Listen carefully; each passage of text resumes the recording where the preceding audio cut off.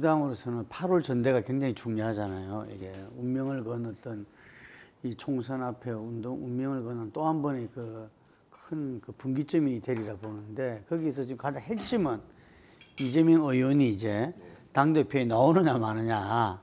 이게 이재명 쪽 분들은 이미 이 지난 총선에 출마로 해서 이미 자동차 바퀴는 굴러가기 때문에 이게서 멈추면 뭐 수가 없다. 그리고 저도 뭐 이야기해 보니까 지금은 좀 이 자동차에 하더라도 전당대회 출마는 뭐 기정사실이다.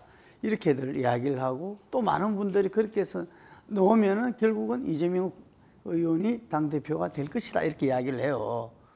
근데 민주당이 뭐 이렇게 가는 것이 또 한 방법인지, 아니면 그거는 정말 그래서는 안 되는 건지, 이 지점이 중요한 것 같거든요. 고민스러운 대목이죠. 예. 지금 당의 과제가 뭐냐. 이재명이 나오는 것이 좋냐 아니냐로 접근을 한다면은 이제 그에 대해서 이번에 선거 끝나자마자 책임론을 제기하고 또 문제 제기하는 분들이 어찌 보면은 대선 연장전이 되면 안 된다라고 주장하면서 경선 연장전처럼 보이는 면이 있잖아요. 그러니까 경선 때 진 편을 상징하는 그런 목소리들이 대선 연장전이 되면 안 된다고 하면서 전면에 서려고 하는 모습이 대선 경선 때 이재명을 지지했던, 또는 이렇게 전체 판을 봤던 입장에서 보면, 아니 그래 그거에 문제가 있다고 해서 그러면 지난번 경선에서 이재명한테 진 목소리가 전면에 부상하는 게 맞아? 라고 또 문제 제기하는 거잖아요. 지금 그렇게 된 거잖아요. 그러면서 거기에는 그러면 이재명이 한계가 있다고 해서 그럼 반 이재명이나 이재명 아닌 사람이 맞아? 라는 질문과 함께 책임 공방, 개파 공방처럼 비춰지는 것에 대한 확 거부감이 생겨버렸잖아요. 사실은 이재명 책임론이 제기된 순간 이재명 책임론도 확산됐지만 그 문제를 제기한 데 대한 거부감도 생기고 개파 갈등처럼 비치는 것은 억울하겠지만, 이재명 책임론을 제기한 분들은 억울하겠지만은 어쨌거나 그 양상이 개파 갈등처럼 비춰지게 된 것에 대한 거부감이 또한 그에 못지않게 커졌거든요. 당 바닥의 정서는 그런 것 같아요. 거기에다가 인물로 지금 이재명 후보를 압도할 대안이 현실적으로 별로 없고, 그러니까 나오면 안 돼. 나오겠어? 그냥 나올 것 같아. 나오면 된대. 이거잖아요, 지금. 그래. 그거잖아요. 그리고 오늘도 오면서 어떤 여론조사 보니까 대략 그런 거더구만요. 아니, 나오면 좀 안 나오고 좀 다른 카드 없나? 근데 나올 것 같대. 야, 나오면 해야지.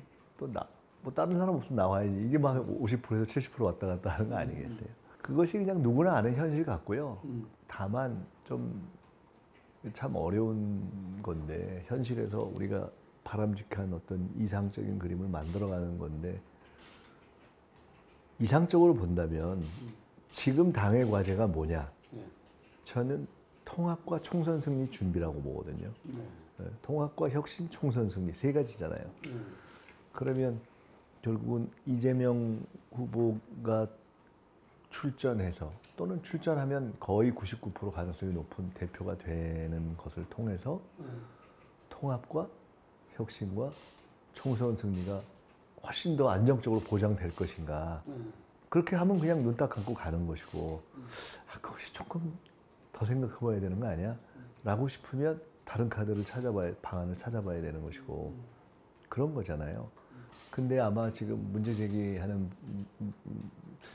조금 걱정은 되지만, 그래도 이재명 외에 대안이 없는 거 아니야? 라는 대안 부제로는, 예를 들어 이재명 후보의 문제를 제기하는 그 반대편에 섰던 분들이 주도하게 되면, 그러면 이재명 후보에 대한 걱정과 정반대의 입장에서 역시 또 통합은 이루어질까? 혁신이 이루어질까? 그러면 총선을 승리하게 되나?에 대한 답이 딱 떨어지지 않는 거죠. 거기에 이제 고민이 있는 거죠. 그래서 원래대로라면 정답은 지금은 통합을 할 수 있고, 그러니까 통합과 혁신을 해내면서 총선 승리를 해낼 당 체제를 어떻게 만드느냐, 이렇게 접근을, 누구 인물론이 아니라 그렇게 접근하는 것이 맞고요. 그런 제도 개혁과 여러 가지를 하고, 통상 그에 맞는 당대표를 선택해야 되겠죠. 또 당의 여러 가지 제도 혁신을 할 수 있으면서도 총선 승리를 이끌어내갈 수 있는 안정적인 경험과 전략 이런 거를 가지고 있는 그런 사람을 찾는 것이 더 우선이겠죠. 뭐 사람 꼭 개인을 얘기하기 전에 더 우선이겠죠. 그런 점에서 보면은 저는 아까 얘기하는 소위 책임론의 영역에서 이재명이냐 아니냐 그럼 이렇게 접근하는 것이에는 아마 대안부재론을 벗어나기 어려울 거다 제가 이렇게 보는데요. 그렇지 않고 제가 그다음 다시 제기했던 무엇이 최선이지? 라는 걸로 찾아간다면 이재명 후보의 출전과 대표 체제가 최선인가에 대해서는 저는 아직 고민하고 있는 중이에요. 그리고 저는 지난 대선 이후 당이 지방선거를 치러온 과정을 보면서는 최선은 아닐 수 있겠다고 보고 있어요. 최선 아닐 수 있다. 네, 조금 더 찾아봐야 된다 방법을. 이번에 비대위가 또 초선, 재선, 중진 이렇게 해서 추천해서 한 분씩 됐잖아요. 그 과정에서 보면은 중진 재선 의원들이 모여가지고 지도 체제에 대해서 지금 단일형이잖아요. 단일형인데 이걸 이제 뭐라고 표현하죠? 단일성 집단인데 예. 그거를 집단으로 가자 뭐 이런 얘기가 최근에 일부 하는 것 같더라고요. 예. 그것도 그 방안이 될 수 있을까요? 아까 통합형. 그것은 이제 통합과 혁신과 총선 승리 그리고 이제 당의 어떤 정당의 발전이라는 면에서 보면은 하나의 방안일 수는 있는데 저는 개인적으로는 선호하거나 또는 현실적으로 될 거라고는 별로 보지 않는 방안이에요. 그 이유는 현재의 단일성 집단 체제는 과거의 전일적인 총재 체제와 그다음에 계파 수장들의 연합으로서의 집단 지도 체제를 절충한 건데 계파성보다는 그래도 당의 어떤 단일성을 조금 더 강조한 그런 체제란 말이에요. 그리고 상당히 이제 여러 경험을 통해서 비교적 안착이 되어온 제도인데 다만 지금같이 내부의 갈등이 상당히 격화되어 있는 상황에서 그대로 갔을 때 winner takes all, 승자 독식은 아니더라도 winner takes most, 그러니까 승자가 상당 부분을 가질 수 있다. 그리고 loser 뭐 거의 can be killed 이런 거죠. 뭐 그러니까 패자는 거의 학살될 수 있다라는 그 공포를 상호 가지고 있는 데서 생기는 문제가 있는 거잖아요. 그러니까 그렇게 하지 말고 적어도 공존은 가능한 체제로 완전히 한쪽에 학살당하지는 않는다라는 것이 그래도 조금 보일 수 있는 그 체제로 가자는 것 때문에 집단지도 체제 얘기가 나올 거예요. 근데 그걸 우리가 당이 어려울 때마다 그런 얘기가 나왔는데 그게 멋있게 얘기하면은 보다 민주성을 강화하는 집단지도 체제고 또 조금 신랄하게 얘기하면은 우리 그토록 없애려고 하는 계파라는 것을 제도화시키고 부활시켜서 그 각각의 대리인들에 의해서 쭉 뽑아서 1, 2, 3, 4, 5등 해가지고 그 중에 1등을 대표를 시키는 그래서 훨씬 더 내부에서 비등비등한 머리 크기가 비등비등한 사람들이 말싸움하는 뭐 이런 모습을 우리가 과거에 또 많이 봐왔던 그런 거잖아요. 그래서 그런 문제 제기의 고민은 저는 충분히 이해하고요. 그리고 워낙 현재의 상황이 어려워서 당의 주요한 이 플레이어들이 나 주요한 세력들, 당원을 포함해서 그렇게라도 하는 것이 현재의 어떤 이런 갈등의 예고편을 파열음으로 가지 않고 당을 통합시켜서 총선까지 갈 수 있겠다라고 합의가 되면 갈 수 있다. 근데 네 의견은 어떠냐? 넌 어떤 걸 선호하느냐 묻는다면 저는 선호하진 않아요. 왜냐하면 우리는 그 단일성 체제와 집단지도 체제 양쪽의 장점과 단점을 다 경험해 봤고 정당 자체의 발전이라는 관점에서 본다면은 저는 집단지도 체제는 계파가 존재했던 더 과거의 산물이라고 보기 때문에 어렵지만 민주주의를 통해서 극복해 가야 되는 것이다라는 원칙론이 하나가 있고요.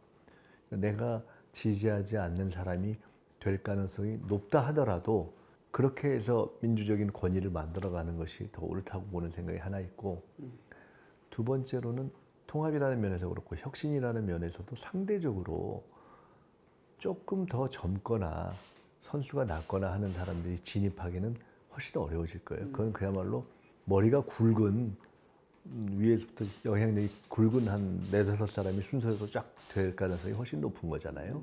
과거에도 그런 걸 해봤고 저는 양쪽 최고의 그런 방식의 지도부에 다 출전해봤어요. 과거에 2002년도에 그야말로 하나갑부터 시작해서 하나갑 2인제 뭐 쭉 노무현 뭐 쭉 나와서 뭐 정동영 제 밑에 추미애 막 이렇게 했어요. 그 선거도 나가봤고 단일성 집단으로 해서 정세균 단일 그러니까 그때 소위 메이저 리그, 마이너 리그 흔히 이렇게 얘기하는 대표 뽑는 리그 따로 있고 최고위원 뽑는 리그에서 최고위원 나가서 1등 소영길, 그다음에 그다음에 3등이 김진표, 뭐 4등이 안희정, 5등이 박주선 뭐 이렇게 했던 그 덩소리를 다 치러봤기 때문에 현재의 체제는 단일성 집단은 젊은 사람들이나 초재선들이 등장할 기회가 조금 더 있는 거죠. 다만 지금은 너무 그렇게만 또 지도부가 구성돼서 좀 그렇다라는 지적이 있는 거죠. 너무 중진이 안 들어가니까 지도부의 정치적 경험이 너무 떨어진다 이런 거잖아요. 하여간 그런 점이 있고 세 번째로는 현실론인데 바뀌겠느냐. 선거를 앞두고 룰을 바꾸는 건데 지금 권리당원의 인정 시기를 줄이자라는 주장. 비율도 좀 바꾸자. 그다음에 선거 유권자의 구성에 있어서 비율을 당원과 대의원의 비율을 조정하자라는 주장. 그다음에 시기를 땡기거나 혹은 늦추자라는 주장. 그리고 그 주장의 제일 마지막 최종으로 지금 있을 수 있는 게 그런 아예 선정 방식 자체를 메이저리그, 마이너리그 투트랙 방식이 아니라 원트랙 방식으로 해서 하자는 거잖아요. 집단 요새. 그게 점점 후자로 갈수록 수정의 난이도가 높아지는 거예요. 후자로 바꾸는 게 점점 더 높은 어려운 일인데 앞에 것들도 우리가 지금 고쳐낼 가능성이 그다지 높지 않은데 그거를 우리가 해낼 수 있겠느냐. 그거 바꾸자고 하다가 그걸 바꾸는 게 옳으네 그르네 싸움하다가 끝날 가능성이 높기 때문에 결국은 이런 선거 제도 개선은 국가의 경우나 당의 경우나 그 다음 선거 정말 옳고 바른 길이라면 이번이 아닌 그 다음으로 바꾸는 거 해놓고 이번은 치르고 바꾸는 이런 게 꼭 맞지는 않지만 가장 현실 가능한 길이잖아요. 그래서 이건 그렇게 저는 봐요. 그 문제에 대한 제 의견은. 민주당이 이전에 전통으로 주류와 비주류 6대4 운영 원리 이거 이야기 많이 하잖아요. 근데 그동안 문재인 정부에서 민주당은 6대4가 아니고 그냥 원보이스였잖아요. 그런 게 없었죠. 사실 개파라는 게 없어졌었죠. 뭐 예. 거의 뭐 다 그냥 친문 이렇게 됐었고 예. 사실상 다른 목소리는 전부 다 아까 말한 대로 열린우리당 트라우마 때문에 분열에 대한 어떤 이 문제 때문에 그랬는데 그건 어떻게 보십니까? 6대4를 이야기하는 분들이 많던데. 뭐 인위적인 6대4라는 게 뭐 가능하겠어요? 그건 이제 그야말로 집단지도 체제 이런 것을 했을 때 가능한데 그게 그냥 상징적인 거죠. 6대4라는 거는. 그러니까 그것은 소위 주류와 비주류가 일정 정도 제도적으로 보장되는 거죠. 그러니까 전당대회 때 말하자면 이재명 후보가 나올 수밖에 없다라고 본다면은 이 연합군이 후보를 낼 수 있느냐, 연합 후보를. 그건 뭐 모르죠. 봐야죠. 내가 더 통합 잘할 수 있고 총선 잘 치를 수 있고 내가 볼 때 나는 우리 과거에 뭐 문재인 정부 때는 요게 잘못된 것 같고 이재명 후보는 요게 좀 부족한 것 같고 우리 당은 이렇게 가야 될 것 같다. 그냥 자기가 생각하는 대안 딱 내놓고서 나를 찍어달라고 해서 대차게 붙고 되면 좋고 아니면 말고 그 표만큼 또 일정한 꼭 그게 무슨 뭐 지도부에 숫자가 있어야 지분이 있는 게 아니잖아요. 정치가 꼭 그런 게 아니잖아요. 그걸 통해서 무시할 수 없는 어떤 당내의 목소리를 형성하고 그러다가 또 바람 불면 확 뒤집고 그런 거지 뭐 그걸. 지금 의원님 그럴 때가 됐지 않았나 하고 이야기들이 많더라고요. 저요? 네. 아유 고맙습니다. 말씀이라도 아시다시피 저는 사실 요새 예정에 없던 발언을 좀 많이 하는 거예요, 사실. 아니 이제 워낙 18년 동안 쉬어가지고. 그러니까 이제는 제법 이제 한 이번 임기 4년은 초선 진짜 하듯이 이렇게 착실하게 해서 지역도 워낙 뭐 오랜만에 와서 전혀 다시 밭갈이도 해야 되고 당내 정치도 뭐 그렇고 해가지고 조용히 살아야 되겠다 하다가 이번에 또 실제 2년 조용히 살았어요. 그렇죠. 근데 이번에 사실 지방선거 앞두고 대선 후에 너무 걱정이 돼가지고 서울시장 선거에 너무 걱정이 돼 얘기하다가 조금 발언 횟수가 잦아진 건데 아직 그렇게까지 막 제가 몇 가지만 나서야 하겠습니다. 되겠다, 이게 여기까지 민주당을 이야기할 때 빼놓을 수 없는 게 지금 팬덤 정치, 이 팬덤 정치를 극복해야 된다 이야기가 있고 이재명 의원도 드디어 말했어요.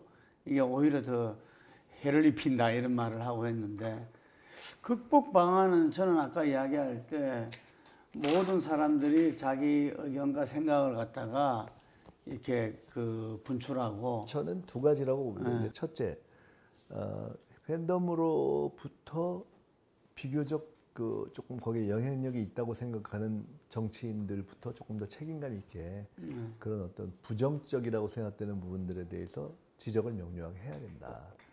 얼마 전에 김종민 의원이 그거 문재인 대통령도 그런 부분으로부터 자유롭지 않은데 그런 부분을 예를 들어 양념이라고 했었던 그런 것부터 이게 시작하는데 그때 그거에 대해서 한마디 못했던 것들이 아쉽다 스스로 그래서 지금 말을 하기가 더 참 못하는 것이 더 괴롭다 뭐 이렇게 얘기하더라고요. 그런 거잖아요. 그래서 영향력 있는 정치인 팬덤과 관련해서 영향력 있는 정치인들이 그에 대해서 부정적인 측면에 대해서 명료하게 얘기를 해주는 것이 좋다. 첫째.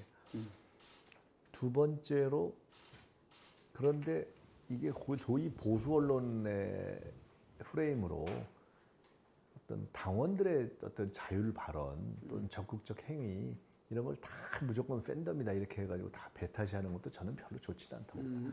이 정당이 과거와 달리 꾸준히 정당의 어떤 당원들의 활동이 성장해온 정당인데 당원들이 기껏 해봐야 할 수 있는 게 옛날에는 동원되거나 아니면은 아직까지도 상당히 형식적인 당내 선거에 경선 때 한번 표 찍거나 조금 더 나온 게 평상시에 막 주장하는 거예요. 그러다가 주장하는 중에 열심히 하면은 막 문자 보내고 이런 정도인데 그 오히려 그런 적극성은 전 더 앞으로 활성화돼야 되는 것이다라고 보고요.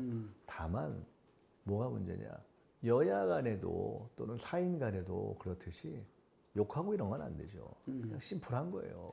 그러니까 문자를 봤을 때 문자가 막 몇백 통씩 와요. 저희도 보면은. 그러니까 이제 나쁜 점은 다른 문자를 못 보게 돼요. 그러니까 놓치는 경우가 많아요. 사실상 업무가 굉장히 어려워지죠. 그러니까 그냥 어떤 때는 다 보기 어렵게 확 지워버리는 경우는 있는데 어떤 때 한번 이렇게 시간 낼 때 보기도 해요. 근데 그러면 종종 진짜 이 사람 참 진정성 있게 뭘 했네 해가지고 참 한마디로 뭐 이런 한자라도 보내고 싶은 경우가 있어요. 얼마나 고생해서 썼겠어요. 근데 뭐 처음부터까지 막 욕을 하거나 둘째는 전혀 틀린 얘기를 하거나 그러니까 당에 관심 있는 정상적 당원이 조금만 관심 있게 기사를 봤다면 팩트 자체가에 대해서 알 수 있는 것을 어디 무슨 뭐 상대당에서 할 만한 얘기를 하면서 우리 당의 누구를 욕한다든가 뭐 그런 욕에 동조 안 하면 나쁜 놈이다 이런 식의 얘기를 보면은 이 사람이 도대체 민주당 사람이 맞긴 맞아 이런 생각이 들 때가 있어요. 그러면 안 되는 거죠. 그래서 그런 정도를 하는 것은 잘못이다. 저는 그렇게 하는 분들은 별로 그렇게 막 당원의 저걸 주장할 권리가 없다고 보고요. 최종적으로는 그리고 어떻게 할 거냐? 저는 가급적 햇볕 정책이 좋다고 봅니다. 공개적으로 토론하고 빨리빨리 이런 다양한 현황이 있을 때마다 저는 가급적 모든 의총도 공개하는 게 좋다고 보는 사람이에요. 국회의원들이나 정치인쯤 되는 사람들이 국회의원들이 자기 하는 말 책임 못 질 게 뭐 있어요. 그냥 내놓고 까고 얘기하고 공개 토론하고 옛날에 다 그렇게 했어요. 요새 너무 쫄아가지고 그런 걸 안 하는 거예요. 그냥 공개하고 다른 목소리 안 나가게 하는. 아니 유튜브 시대에 다 생중계하는데 왜 그건 못하죠? 그냥 비대위 같은 것도요. 그냥 최대한으로 공개해서 토론해도 좋다고 봐요. 그게 제일 좋지. 뭐. 86 용태로는 그 묻지 않을 수 없는데 지금 우상호 의원이 지금 비대위원장이 됐어요. 불출마 선언을 해서 비대위원장이 됐다 이런 기사들이 많은데 86 용태로는 어떻게 바라봐야 되고 이거 어떻게 풀어야 되는 겁니까? 86의 상당수가 뭐 이제 그만둬도 될 법한 때가 됐잖아요. 근데 뭐 너무 기가 막히게 잘해서 온 국민이 가지 말라고 한다. 그런 사람들 남으면 되죠, 뭐. 예.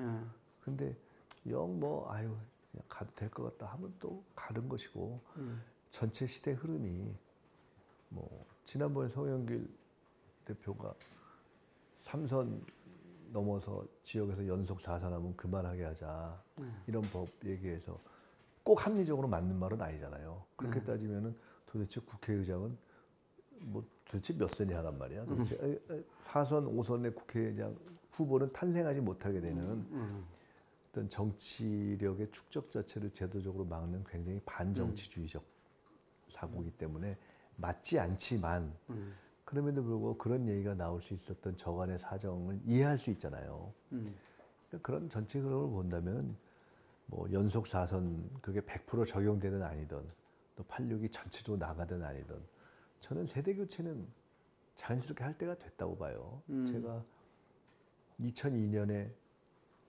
소위 젊은 피 수혈을 맡아서 해봤었는데 내가 농담처럼 그랬어요. 야, 18년 만에 와가지고 이제 어쩌다가 국회 한 번 더 하려고 그러는데 오자마자 나가라 그러냐? 그래서 아니 저는 이제 왔는데 이렇게 얘기해서 좀 봐주면 있고 야 그래 아니고 나갈 때 됐어 하면 나가고 그런 거죠 뭐. 그런데 원론적으로 얘기하면 원칙적으로는 그렇게 선수나 나이를 갖고 하는 게 꼭 맞는 건 아니죠. 더 많은 사람들도 있고 더 선수 이렇게 하고 그러면 의회는 어떻게 할 것이며. 근데 그럼에도 불구하고 저는 큰 틀의 변화, 큰 틀의 세대 교체는 이렇게 해가는 방향으로 전체 당을 끌어가는 게 맞다고 봐요. 의인님은 아마 정치인 중에서는 뭐 케네디 행정대학원 석사라든지 이렇게 유학 경험이 많은 부분인데 우리 내로남불 중에서 그 스펙으로서 아빠 찬스, 엄마 찬스 이게 청년들이 느끼는 그게 이 심리적 그게 굉장히 크거든요. 그렇죠. 이건 입시제도 연결되는 거잖아요. 이건 좀 근본적인 대책이 좀 필요하다고 보는데. 단답적 해결 방식은 없는 것 같아요. 그러니까 가령 내신이냐, 뭐 수능이냐, 뭐 이런 어떤 뭐 학종인 뭐 이런 등등에 있어서 요거 하나를 다 없애고 이쪽으로 가자 이런 접근법은 꼭 맞지 않더라 하는 것이 어떤 경험치로 나오는 것 같아요. 그래서 그런 부분을 좀 종합적으로 보고 그래서 막 입시제도처럼 저는 순식간에 예고하지 않고 바로 적용해서 바꾸는 방식의 정책 접근은 좀 안 맞는 분야다 이렇게 보고 있어요. 알겠습니다. 지금 그 이제 윤석열 정부 그거로 넘어가는데 이것 때문에 조금 하긴 해야 되니까 이 굉장히 좀 호평을 받고 있다 언론에서. 호평? 혹평? 예, 호평.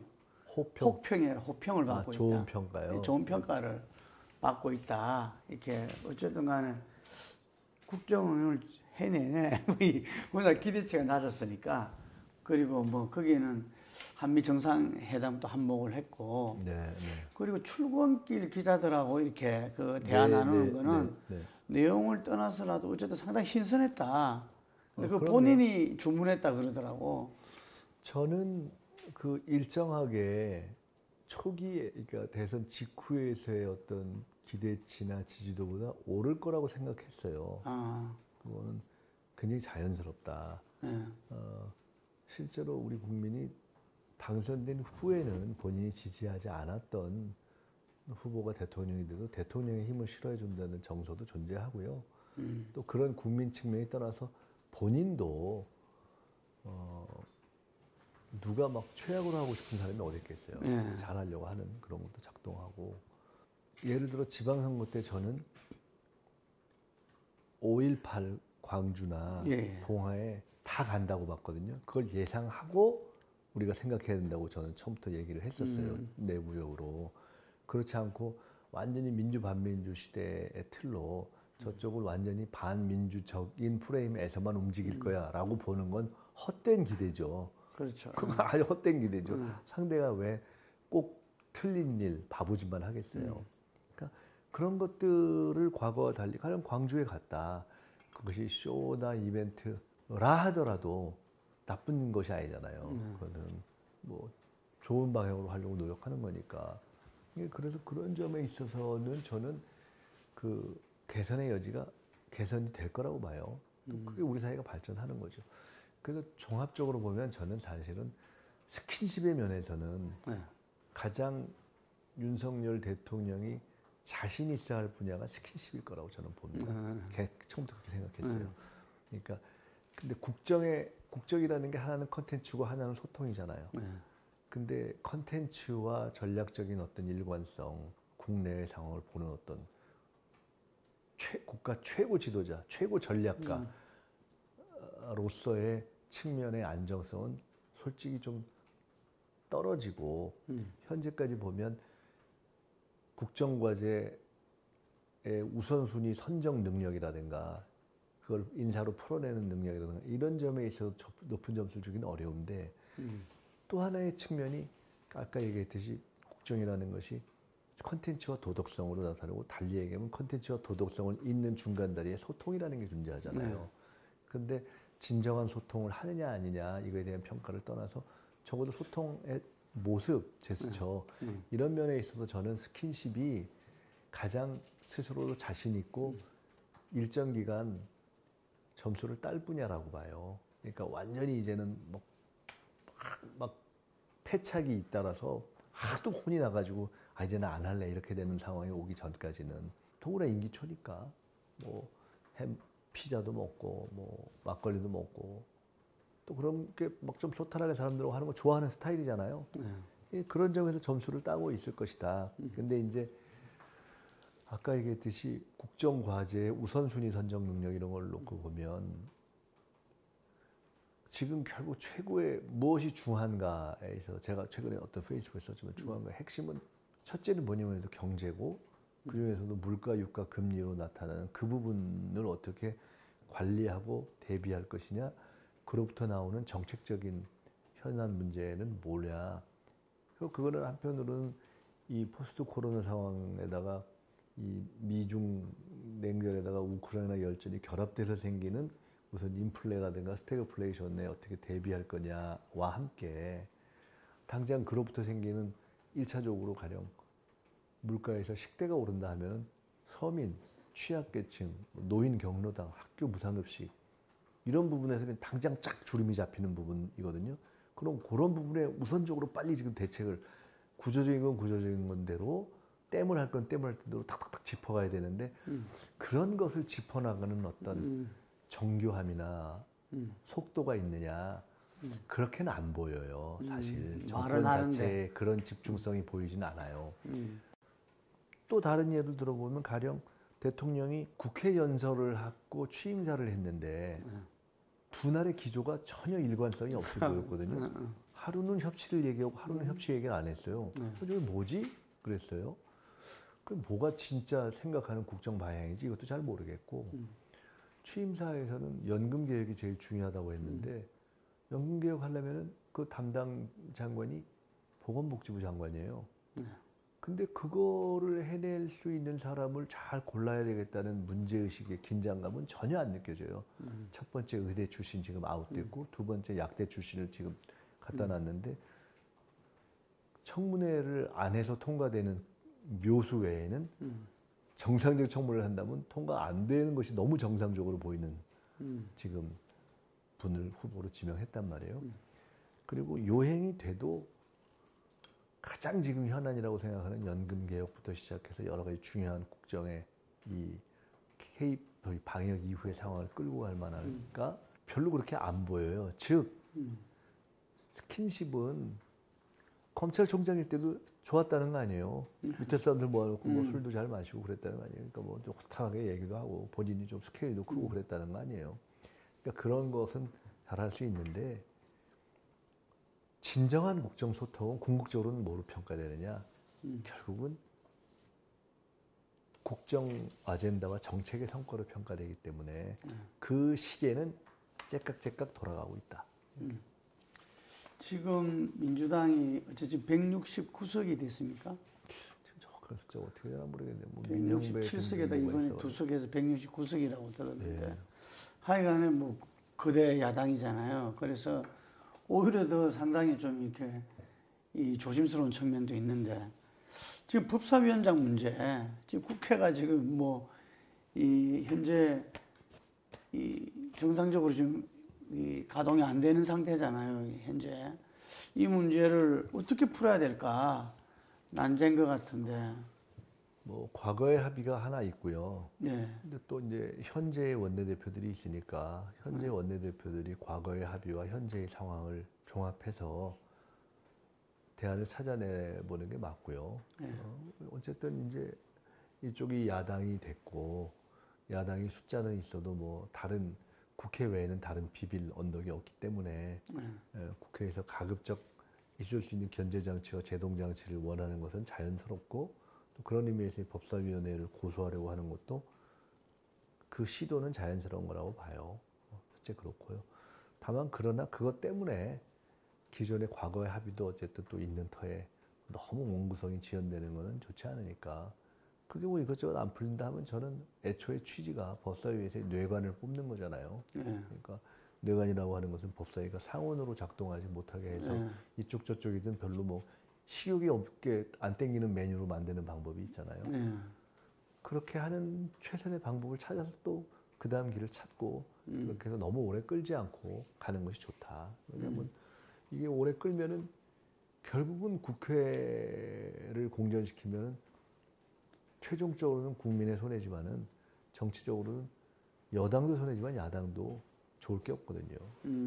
저 윤석열의 그 검찰공화국 점점 도가 세진다. 네. 뭐 출근 인사에서도 그 전에 민변으로 다 도배했지 않느냐. 그 당연히 이거 뭐. 근데 이게 대해서는 전혀 그에 대한 이 다른 자기 저 의식이 거의 없고 그냥 이게 맞다 능력주의. 그런 것 같아요. 근데 그 뭐 윤석열 대통령이 바라보는 능력의 문제인데 이미 그러니까 요직에 쓸 만큼 쓴 건데 국가의 자리가 뭐 워낙 많으니까 그거를 다 검사로 채우기는 상당히 쉽지 않을 거예요. 이제 채울 만큼 채웠는데 얼마나 더 채우는지 한번 우리가 봐야 되는데 이제 더 채우 의원이 뭐 통화할 게 이제 없다고 이야기했다는데 더 채우기도 쉽지 않을 텐데 이제는 그 본인 스스로가 얘기하고 자기랑 친하고 나름 검증이 됐다고 생각하는 사람들로 더 채울 자리도 이제 별로 없을 거예요. 근데 지금까지 나온 걸 보면은 소위 적재적소 능력주의라는 면에서 그다지 꼭 맞지 않죠. 그러니까 좀 옹색하죠. 근데 지금 그 한동훈 법무부 장관은 검수완박법 뭐 전혀 개의치 않고 점점 검찰 직접 수사를 갖다가 지금 확대하는 방향으로. 그 한동훈 장관은 구상이 명확한 걸로 보여요. 헌법재판소에서 그 검찰 관련한 그 법, 검수완박, 일명 검수완박법이라고도 불리는 그 검찰개혁법을 헌재에서 뒤집는 명확한 전략을 가지고 있기 때문에 그것을 전제로 하고 나름대로 또 그것의 생산을 자신하면서 또 그것을 만들어내기 위해서도 대비하기 위해서도 또 그걸 만들어내기 위해서도 그가 갈 길은 검찰의 강화인 거죠. 그래서 그 길을 가고 있는 것이고 굉장히 어떻게 보면 퇴행적인 선택을 한 건데 근데 어쨌든 그 자기 나름의 전략 구도를 명확하게 지금 가고 있는 거죠. 그래서 밀어가는 것인데 우리는 이제 거기서 생기는 무리가 막 생기는 거잖아요. 국민들적으로도 야 저건 좀 심한 거 아니야? 검찰이 너무 오버하는 거 아니야? 옛날보다 더 하는 거 아니야? 에서부터 시작해서 인사도 야 저건 해도 너무한 거 아니야? 이렇게 되는 건데 그걸 이제 신념이라고 생각하는 윤 대통령과 그다음에 자기 사람들을 미리 까는 거라고 생각하는 한동훈 장관의 차기 구상과 있는 결합해서 가는 건데요. 그런 문제. 어쨌든 우리는 한편으로는 그래서 헌재에 대비하는 그 헌재에서 뒤집으려고 하는 거잖아요. 그래서 그러니까 헌재를 심리적으로 압박을 위해서도 오히려 헌재의 인사권까지를 다 쥐고 있는 사실상 법무부가 그걸 코어를 뇌쇼를 장악하고 있는 검찰을 강화하는 것으로 막 보여주는 거죠. 그래서 그렇게 하는 건데 우리는 이제 한편으로는 그에 대한 국민적인 비판을 강화하고 그러면서도 이것이 헌재에서 뒤집히지 않도록 만전을 다 해야죠. 뭐 가령 그런 걸 놓고 보면은 이번에 뭐 민영배 의원이 뭐 탈당했다가 또 뭐 복당 내고 이런 거 있잖아요. 네. 그것을 이제 어디 얼핏 보니까 그 헌재의 판단에도 자칫하면 부정적인 영향을 미칠 수 있는 것이다. 그렇게 이런 지적이 있더라. 그런 거 있죠. 그런 기사 내가 어디서 본 것 같은데 그런 것들도 민형배 의원이 본인이 자기 책임을 갖고 판단한 영역이기 때문에 그런 것들은 그런 한동훈 장관의 어떤 노림수에 스스로 이렇게 빌미가 안 되도록 신중하게 판단하는 것이 좋다고 봐요. 예, 수고하십니다. 마지막으로 이 윤석열 대통령 시대 민주당 어떻게 해야 되는가? 지금 포스트 코로나 4차 산업혁명이 훅 들어오고 여러 가지로 지금 아까 말한 대로 구조적으로 어려움들이 많잖아요. 거기서 제1야당인데 이 금방 말한 대로 통합, 혁신, 총선 승리를 위해서도 그렇고 좀 민주당이 이렇게 가야 한다, 가겠다. 이걸 마지막으로 좀 한 말씀 부탁드려요. 뭐 통합도 하고 혁신도 해야 되지만 궁극적으로 국민의 입장에서 보면은 윤석열 정부보다 국민의 가려운 데를 잘 정확하게 제때제때 긁어주는 그런 정당이 돼야죠. 잘하기 경쟁을 해야죠. 이게 능동적이고 의식적으로 협치를 할 거냐와는 별도로 여당이든 야당이든 소위 협치라는 큰 틀의 위에 있는 거예요. 다만 그걸 의식적으로 하냐 아니냐만 있는 거지. 왜냐하면 여당도 자기 마음대로 못하고 국회 다수가 안 되니까 야당도 자기 마음대로 못하고 왜? 대통령이 거부권이 있고 행정권을 가지고 있으니까 양쪽 다 자기 마음대로 못하는 거예요. 그런 의미에서는 둘 다 야당 같은 겸손함을 가져야 되고 근데 또 힘이 있잖아요. 정부 여당은 정부 여당의 힘이 있고 국회는 다수당의 국회는 국회의 힘이 있고 그렇기 때문에 여당다운 책임감을 가져야 되고 그리고 경쟁을 할 때 결국은 이번에 오세훈 시장이 아유 나 서울시 의원들 때문에 못 해먹겠습니다 이랬는데 2년 후에 총선 때 저 윤석열 대통령이 아유 민주당 국회의원들 숫자가 많아서 도저히 못 해먹겠습니다.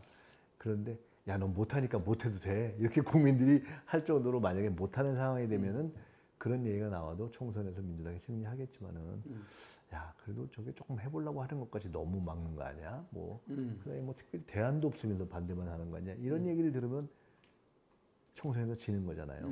그래서 정확하게 견제하되 그냥 시도 때도 없이 무리하게 발목만 잡는 것으로 안 비치는 딱 그 지점, 그 외줄타기를 해야 되는 거죠. 쉽지 않겠습니다. 어려운 거죠. 엄청나게 어려운 거. 엄청나게 어려운 균형 감각과 절제력이 있어야 되는데 그건 당의 문제고 우리는 더 어려운 이 삶을 살아가고 있는 국민의 관점에서 보면 국민이 가장 어려운 것을 정확하게 때리고 긁어주고 제기하고 행정력이 없지만 정확하게 촉구하고 여당을 밀어줘야 될 때 밀어주고 하는 그 일, 정치 본령의 임무를 잘하는 거, 그 잘하기 경쟁 그거밖에 없죠. 뭐. 그렇게 하면 저는 살아나고 또 총선에서도 이길 수 있다고 봅니다. 쉽지 않지만 그렇게 해야죠. 뭐. 죽을 수 없잖아요, 이렇게 민주당이.